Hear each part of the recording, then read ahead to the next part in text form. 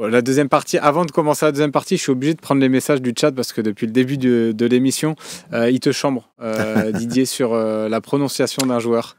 Combien? Ouais.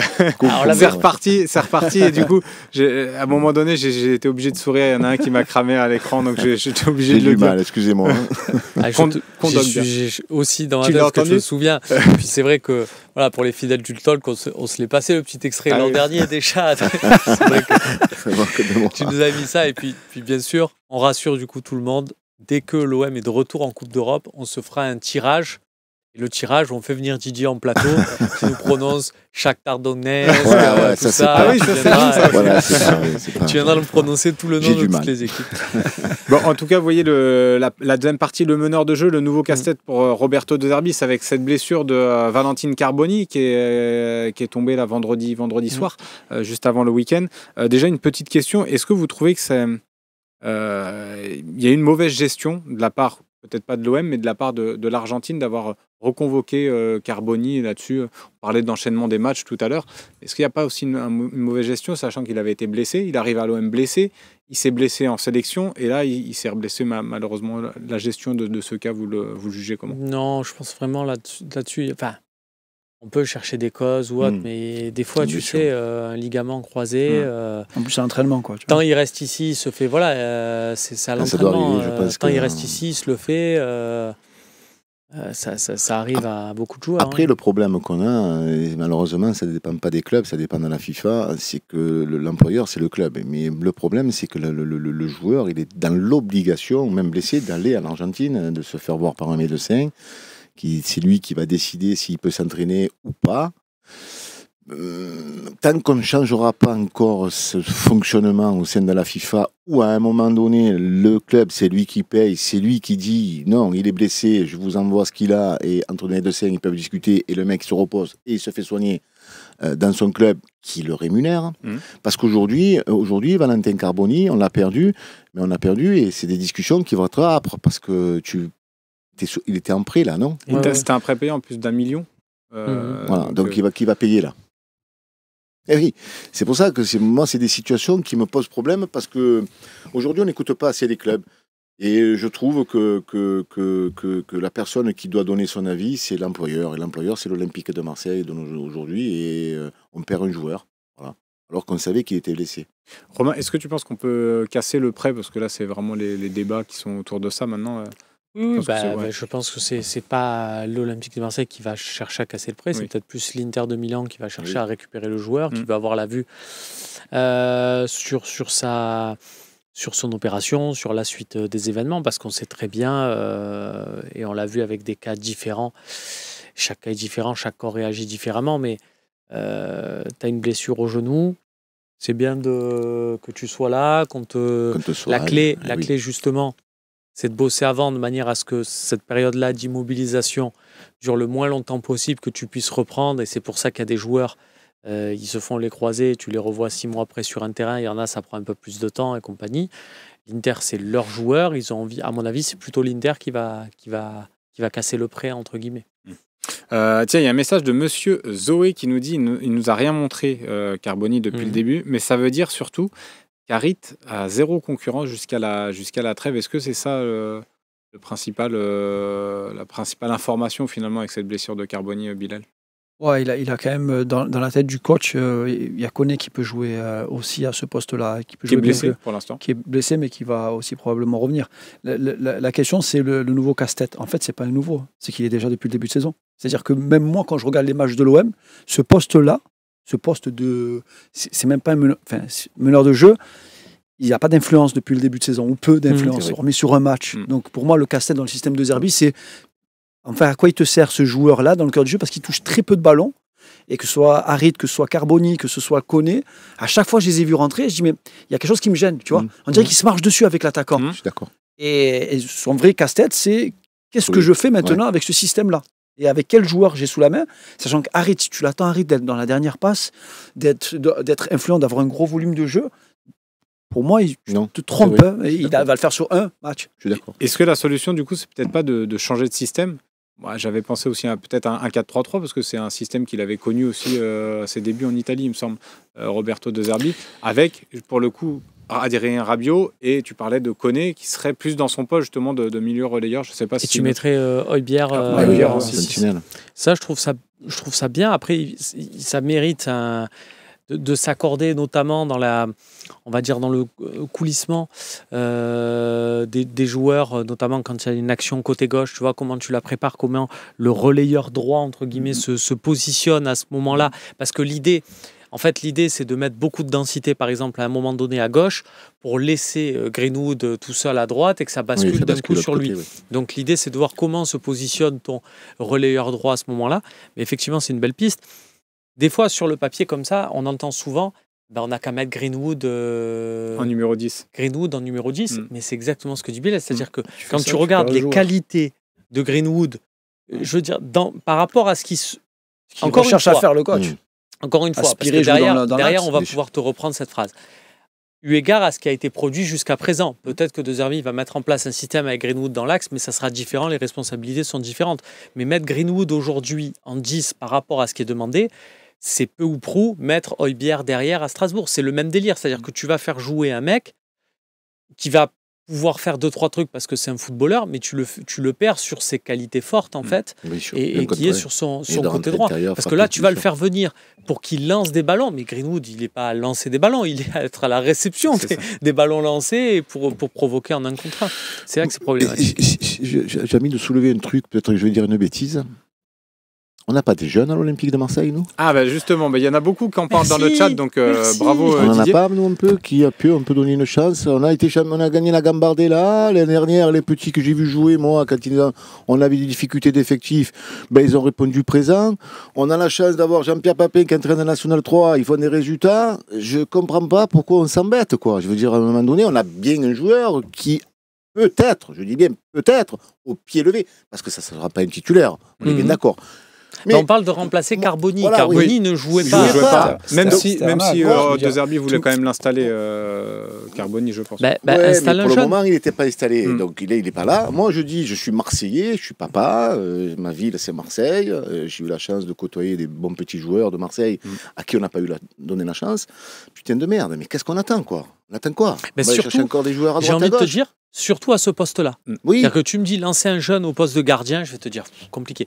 Tu vas me dire lancer un jeune au poste de défenseur central, je vais te dire Numéro compliqué. 9, ouais. En pointe, je t'en parle même pas. Sur le côté où on va te demander une élimination, mais par rapport à tout ce qu'on a dit, Mais bien sûr. ce poste de numéro 10, entre guillemets, où derrière, dans l'absolu, tu as 2 tauliers, sur les côtés, tu as des mecs qui apportent des diffs, tu as un attaquant, guillemets, tu n'as rien à perdre.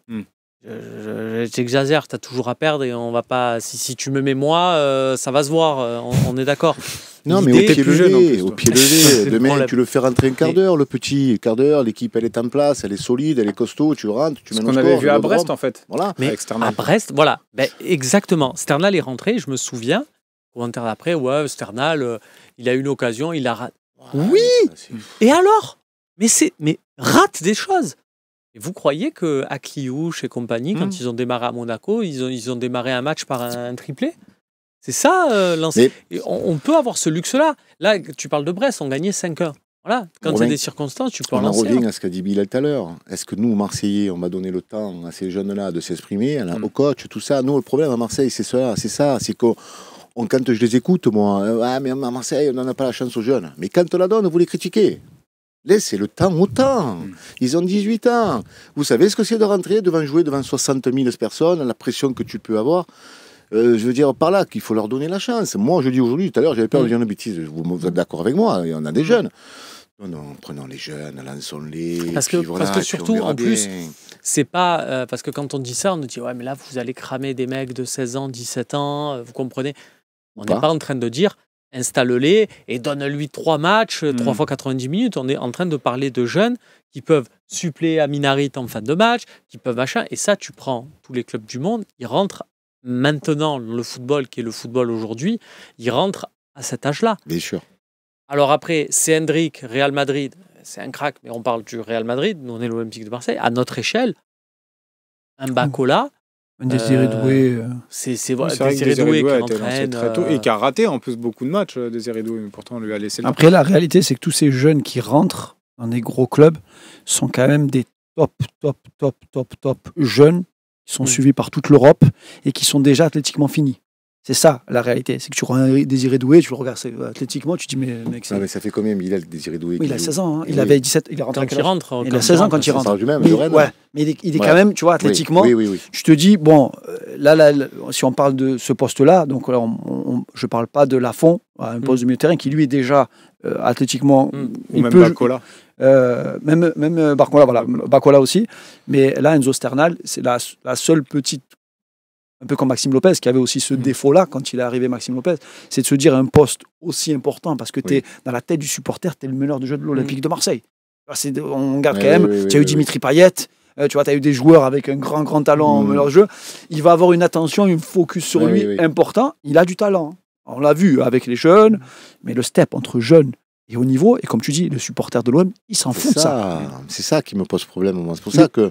Les idoles des supporters de l'OM, c'est quoi? C'est pas des Marseillais. Non. Tous les joueurs qui ont performé, c'est pas des Marseillais. On va te parler de Papin, on va te parler de Drogba, il n'y a pas un Marseillais dans l'histoire. Donc qu'ils soient Marseillais, limite, je peux comprendre quand les parents ils se disent mon fils à l'OM. Limite, c'est une trop grosse pression, c'est une grosse tension pour le jeune. Mais supplier, comme tu dis, à Minarit, un Koné. Je le mets dans un coup. Moi, je suis désolé, je le reviens encore. L'année dernière, j'avais vu rentrer ces deux petits jeunes. Je crois que c'était Daou et Lafont. J'étais content en tant que Marseillais, j'étais content. Et puis, ils ont été très bons. Le petit Daou, il fait une rentrée ce jour-là. Il n'avait pas perdu un ballon, il jouait juste. Mais il faut les faire entrer dans une équipe quand elle est en confiance. Si tu mets des jeunes quand l'équipe elle est moribonde, c'est sûr qu'ils vont sombrer. Par contre, ces petits, si tu les fais rentrer quand l'équipe, c'est un rouleau compresseur, tu les fais rentrer un quart d'heure, 20 minutes, ils s'acclimatent, ils s'adaptent, ils prennent confiance. C'est des petits qu'à un moment donné, peut-être qu'en fin de saison, on va se dire, qu'est-ce qu'on fait? On les garde ou on les prête? Mais peut-être qu'on va être content de les avoir. On a la chance. Pourquoi pas tenter? On va s'arrêter de prendre des joueurs à droite et à gauche. On a un potentiel ici, on ne s'en sert jamais, c'est énervant, quoi. Tiens, surtout pour ce rôle, encore une fois, j'insiste, excuse-moi si, mais surtout pour ce rôle-là. C'est-à-dire que là, on demande vraiment, on parle de remplacer le 19e temps de jeu Carboni, donc c'est pas... Logiquement, il rentre dans cette rotation. Une anecdote, moi à l'époque, j'entraînais en Doum, il y avait la réserve de l'Olympique de Marseille. Je le dis parce que c'est ce flash qui me revient. C'était José Anigo, l'entraîneur. Et quand José il a pris la place d'Alain Perrin, il a fait monter Flamini. Vous vous rappelez de Mathieu Flamini? Il jouait en 3e division. Et après, derrière, il a joué où? Arsenal. C'est marrant que tu en parles et tout. Pour ceux qui se souviennent, le premier match de Flamini, il n'est pas bon. Non, du tout. Il coûte un but à Metz et compagnie. Et tu derrière, le remets. C'était le taulier d'Arsenal. Et je vais te donner une plus grande anecdote. Parce que je suis très, très, très bien placé pour parler de lui. Parce qu'il joue avec mon frère à l'OM. D'accord, donc c'est la génération, mon 17, c'était José Anigo, leur entraîneur avec les 17 ans. Et je me retrouve, j'étais étudiant, et je viens voir le match au Mandoum, où tu devais être sur le banc. Oui, c'était José l'entraîneur. C'est José l'entraîneur. Et je regarde le match, et donc moi, l'année où je suis champion de France, et j'appelle mon frère, et je lui dis, mais qu'est-ce qu'il a eu, Mathieu? Il m'a dit quoi? Je dis, il a pris des bonbons, hein. Je dis, parce que physiquement, c'est plus le même. Il avait un petit surnom, comme si c'était au centre, il était tendre, tu vois. Mais c'était le joueur qui avait les plus grosses perfs athlétiques du centre de formation et des pros. Donc il a fait des paliers sur les tests Vameval, etc.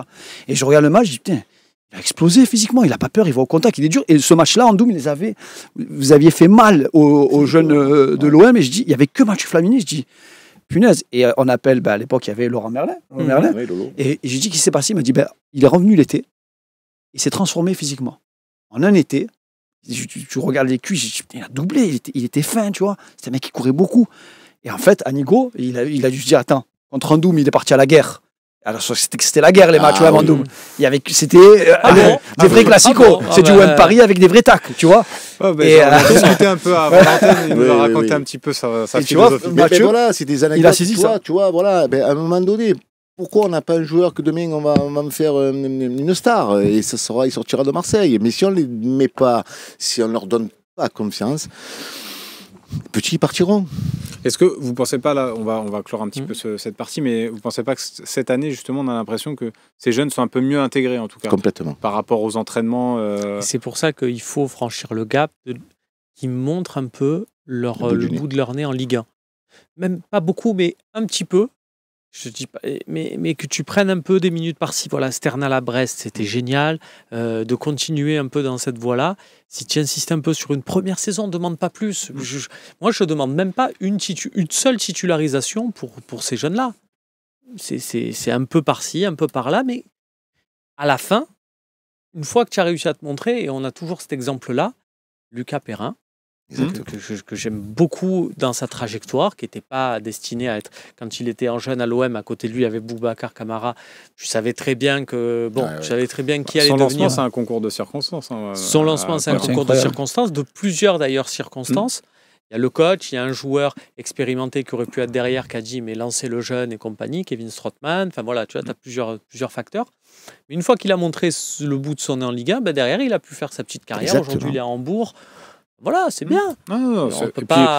Il était bon en plus avec Strasbourg. Là, il était évincé un petit peu pour d'autres raisons, pas forcément sportives, mais ils avaient envie de rajeunir l'effectif. Oui. Excusez-moi, Bill. Moi, je lance un appel aux supporters marseillais. Là, si vous nous écoutez tous, si demain on fait rentrer un jeune, encouragez-le. Portez-le. Ils ont envie, en plus, j'ai l'impression qu'on voit un peu plus de jeunes. Sternal, souvent, moi, plus dans les émissions qu'on fait régulièrement avec le MO Café, il me parle souvent de Sternal, de Bacola, de les voir un peu plus. Vas-y, Bilal, tu voulais peut-être intervenir. On parlait des jeunes. Ouais. C'est la meilleure année pour les jeunes à l'OM. Le coach, ce qui fait participer aussi les jeunes. 2, j'ai eu l'opportunité de discuter avec le père d'un de ces jeunes-là. Il me disait à l'entraînement, ils ont intérêt à venir avec les protèges. Donc ça veut dire qu'il y a des jeunes au milieu de terrain qui ouvrent les yeux et qui voient que l'entraînement, c'est la Ligue des Champions. Tu as Heuberg, tu as Rabiot, ils s'entraînent, comme tu dis, comme ils jouent, ils mettent une intensité. Limite, on a beaucoup de blessés aussi parce qu'il y a tellement aussi d'intensité et d'agressivité que le jeune là, si là, il ouvre pas ses yeux, il reste pas, il colle pas le mec, je viens avec toi jusqu'à chez toi pour voir ce que tu fais.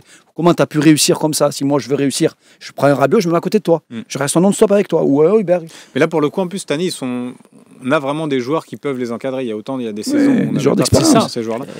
Et puis pour un jeune, tu t'entraînes à côté de Rabiot, de Heuberg. Ouvre tes yeux. Si tu dois fermer les yeux, travailler, courir, les écouter, tout ce qu'ils te disent, et puis tu vas progresser quand même. Je veux dire. Et les prolongations des joueurs type Bacola qui ça a mis un peu de temps et tout.